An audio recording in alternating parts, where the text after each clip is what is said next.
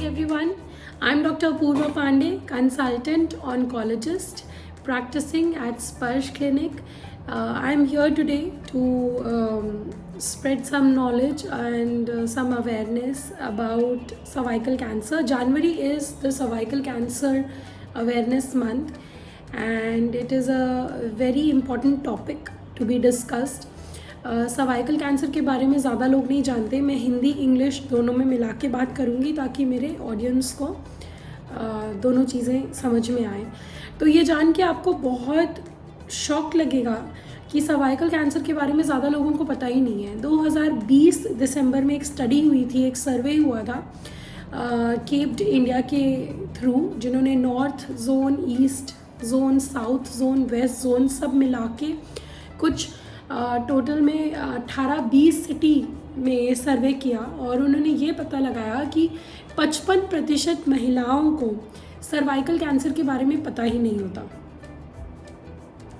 लगा शौक?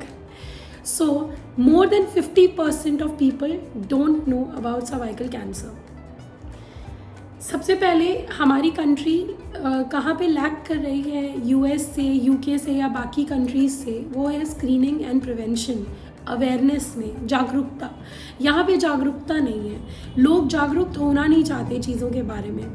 हम ये तो देख लेते हैं, सुन लेते हैं कि क्या सिम्टम्स हो तो हमें किस डॉक्टर को दिखाना चाहिए, लेकिन उन सिम्टम्स क्या हमारी एज में कौन सी डिजीज़ेज़ हैं, जो कौन सी बीमारियां हैं हमारे एज में जिससे हमें बचना चाहिए, उसके लिए क्या करना है ये कोई नहीं देखता. जब हमें या हमारे घर वालों को कोई सिम्टम आता है तो उसे गूगल पे पढ़ लेते हैं, लेकिन ये कभी नहीं देखते कि मेरे माँ बाप की या मेरी दादी की, दादा की या मेरी खुद की क्या उम्र है और इस उम्र में मुझे क्या टेस्ट कराने चाहिए जिससे कि मैं इन सारी चीज़ों से बचूं. ये कोई नहीं देखता. खैर, देखा जाए तो मेन का रेशियो जो होता है अंडरस्टैंडिंग में वो बेटर होता है वुमेन से. क्यों? क्योंकि सर्वाइकल कैंसर जो होता है, कहते हैं कि पुअर हाइजीन वाली जगह पे ज़्यादा होता है, क्योंकि पर्सनल हाइजीन मेंटेन नहीं कर पाती औरतें अच्छे से. इस वजह से सर्वाइकल कैंसर ज़्यादा उन लोगों में होता है. बट ये एक मिथ भी है, इसे ब्रेक करना चाहिए. हम सबको अपनी पर्सनल हाइजीन का बहुत ध्यान रखना चाहिए, क्योंकि 55% एक बहुत बड़ा रेशियो है जो ये बताता है कि ऐसे बहुत से लोग हैं जिन्हें यही नहीं पता है कि सर्वाइकल कैंसर क्या होता है, सर्विक्स क्या होता है ना. तो सबसे पहले तो रिप्रोडक्टिव सिस्टम औरत का जानना बहुत ज़रूरी है. आप अपने गायनेकोलॉजिस्ट के पास जाते हैं तो यूट्रस सब कोई जानता है, बच्चादानी सब जानते हैं, लेकिन सर्विक्स क्या होता है, वजाइना क्या होता है, वल्वा कौन से पार्ट को कहते हैं और कहाँ पे क्या प्रॉब्लम है और हमें किस डॉक्टर को दिखाना चाहिए और कब कब दिखाना चाहिए, ये कोई डिस्कस नहीं करता. तो ये इम्पॉर्टेंट चीज़ें होती हैं. तो जैसे मैंने आपको बताया, 55% लोग हैं जिन्होंने कभी सर्वाइकल कैंसर के बारे में सुना ही नहीं है. 22% लोग हैं जिन्होंने इस बारे में सुना है, लेकिन ये इसे एक बीमारी से कंफ्यूज करते हैं जो कि नेक में होती है. ये कैसे? क्योंकि हमारी जो स्पाइन होती है, जो ऊपर वाला पोर्शन होता है, गर्दन के पीछे वाला पोर्शन स्पाइन का, वो होता है cervical spine. Cervical spine, cervical cancer. तो लोग जो होते हैं सर्विक्स के कैंसर को, जिसे हम सर्वाइकल कैंसर कहते हैं, उसको सर्वाइकल स्पाइन का कैंसर समझ लेते हैं. और ये मैं अपनी बातें नहीं कर रही हूँ, ये मैं एक स्टडी देख रही हूँ जो कि केप्ड इंडिया ने स्टडी की थी 2020 में, उसके बारे में बात कर रही हूँ. उन्होंने ये सब चीज़ें बता रखी हैं. सिर्फ 18% ऐसे लोग हैं जिन्हें पता है कि सर्वाइकल कैंसर जो बीमारी है, जो बच्चेदानी की मुंह की बीमारी है, ठीक है, सर्वाइकल कैंसर, ये प्रिवेंटेबल है, इसे बचाया जा सकता है. और सिर्फ 25% लोगों को पता है कि इसकी प्री कैंसरस स्टेट क्या होती है, यानी कैंसर बनने से पहले की जो स्टेजेस होती हैं, जो स्टेट होता है बीमारी का, वो क्या होता है और आपको कब डॉक्टर को दिखाना चाहिए.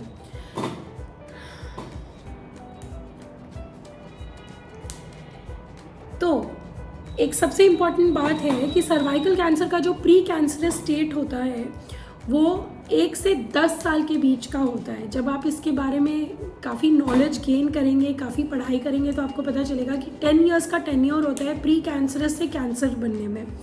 तो 80%, 87% लोगों को ये पता ही नहीं है कि जब प्री कैंसरस स्टेट में बीमारी आती है तो उससे कैंसर बनने में 1 से 10 साल का टाइम लग जाता है। तो हमारे पास काफ़ी टाइम होता है इसे बचाने का।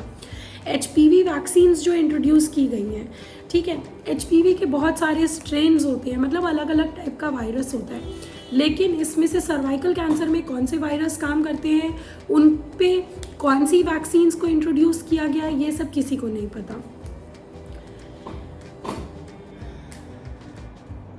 तो ऑलमोस्ट 52% लोगों को ये पता ही नहीं है कि सर्वाइकल कैंसर के लिए एक वैक्सीन बनाई गई है जो HPV वैक्सीनेशन जिसे कहते हैं। और ये 2 तरह की वैक्सीन है, एक बाईवैलेंट वैक्सीन है, एक क्वाड्रावैलेंट वैक्सीन है। इसकी क्या ड्यूरेशन है ये भी नहीं पता है। आप मेरे इंस्टाग्राम पेज पे चेक करिए, मैंने HPV वैक्सीनेशन के बारे में काफ़ी कुछ डाल रखा है।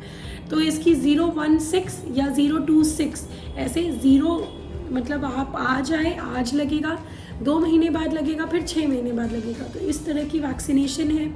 रिप्रोडक्टिव एज ग्रुप से पहले लगवानी चाहिए। आजकल तो स्कूल गोइंग गर्ल्स में काफ़ी जागरूकता जगाने की कोशिश, अवेयरनेस की कोशिश की जा रही है कि स्कूल गर्ल्स, स्कूल बॉयज़ में इस वैक्सीन को लगवाया जाए। हालांकि ये अभी वैक्सीनेशन शेड्यूल में नहीं आई है। 21% लोग होते हैं जिन्होंने वैक्सीनेट कराया है। सो सिर्फ 21% लोगों ने वैक्सीनेट कराया है, और ये 21% ऑल ओवर इंडिया की बात मैं बता रही हूँ, नॉट अबाउट अ सिटी और अ कंट्री। तो जब आप पूरे इंडिया की बात करें, जैसे आपने अभी देख ही लिया है कि इंडिया मोस्ट पॉपुलेटेड कंट्री में से बन गई है, तो अगर मोस्ट पॉपुलेटेड कंट्री की सिर्फ 20% लोगों को पता है कि HPV वैक्सीनेशन कराना चाहिए, तो ये बहुत कम रेशियो है।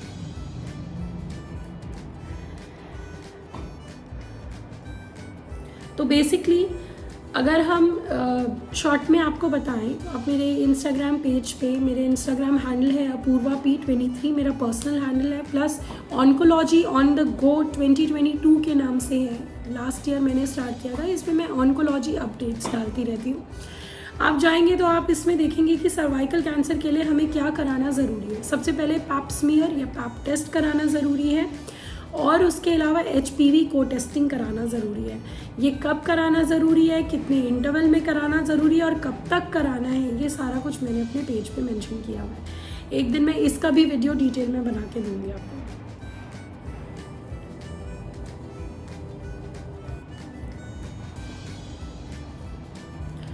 So what is most important is, सबसे ज़्यादा ज़रूरी बात ये है कि आप अवेयर रहें, अपनी बॉडी के बारे में अवेयर रहें। ये बात सारी फीमेल्स के लिए बहुत इम्पॉर्टेंट है।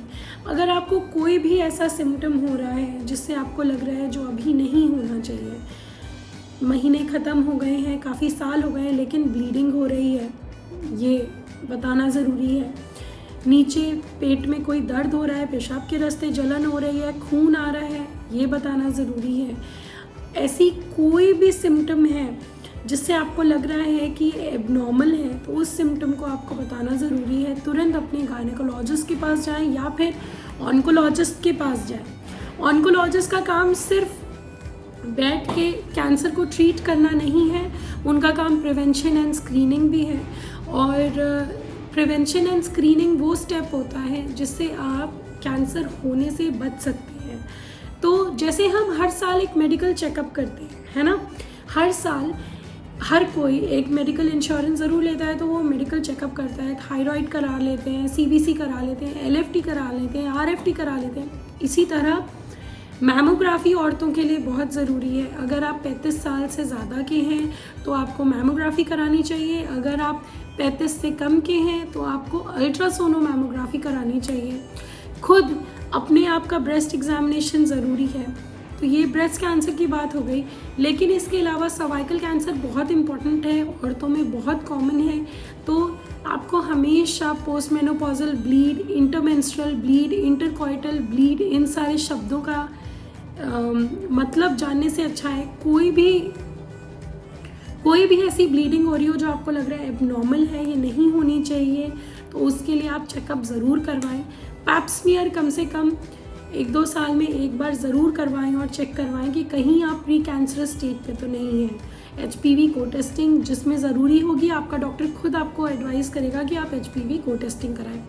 तो सिर्फ कुछ टेस्ट से जो आप पहले करा सकते हैं, अगर आपको ये पता चल जाए कि आप प्री कैंसरस स्टेज पे नहीं हैं एंड यू आर सेफ, तो इट इज़ वेरी गुड।